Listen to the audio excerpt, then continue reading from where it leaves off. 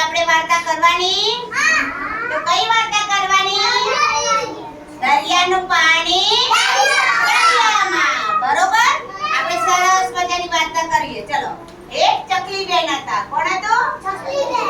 ચકલી બેન તો સરસ મજાના કૂદકા મારતા હતા. ધમ કૂદકા મારી અને બધા ફરતા હતા.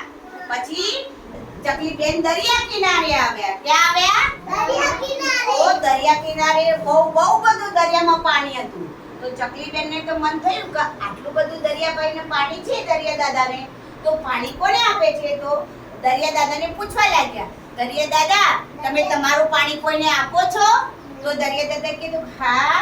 એ તો ભૂભૂ કરીને હસવા લાગ્યા અને કહેવા લાગ્યા હા હું મારું પાણી પેલા આકાશમાં કાળા કાળા વાદળો દેખાય એમને આપું છું. તો ચકલી બેન તો વિચાર કરવા લાગ્યા કે વળી કાળા આ વાદળોમાં તો વળી પાણી હતું હશે.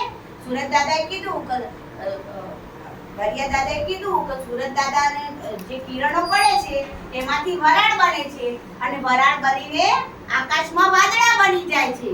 તો પછી ચકલી બેન તો ઉડતા ઉડતા વાદળ પાસે ગયા. ક્યાં ગયા? વાદળ પાસે. વાદળ પાસે જઈ વાદળને પૂછવા લાગ્યા, વાદળભાઈ તમે તમારું પાણી કોઈને આપો છો?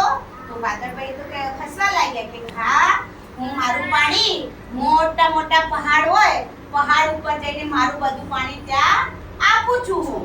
તો ચકલી બેન તો ઉડતા પહાડ જોડે જાય છે. કોના જોડે ગયા? પહાડ જોડે જાય અને પહાડ જોડે પહાડભાઈને કહે છે કે પહાડભાઈ તમે તમારું પાણી કોઈને આપો છો? તો પહાડભાઈએ શું કીધું હા હું મારું પાણી ઝરણાને આપું છું. કોને આપું છું? પહાડમાં મોટા મોટા ઝરણા વહેતા હોય તો મારું પાણી ઝરણાને આપું છું. તો ચકલી બેન તો ઉડતા ઝરણા પાસે ગયા. ઝરણાને કહે તો ઝરણા તું તારું પાણી કોઈને આપું છું? તો ઝરણાભાઈ કે હા હું મારું પાણી નદીને આપું છું. કોને આપું છું? ઝરણામાંથી નદીમાં આપું છું. બરોબર? હા. તો પછી ચકલી બેન તો વિચાર કરવા લાગ્યા. વિચાર કરતા ઉડતા નદી પાસે ગયા. નદી પાસે જઈ નદીને કીધા, નદી માતા તમે તમારું પાણી કોઈને આપો છો? નદી માતા કે હા હું મારું પાણી દરિયાને આપું છું. કોને આપું છું? તો ચકલી બેન તો વિચાર કરવા લાગ્યા. પછી ચકલી બેન તો સરસ મજાનું ગીત ગાવા લાગ્યા.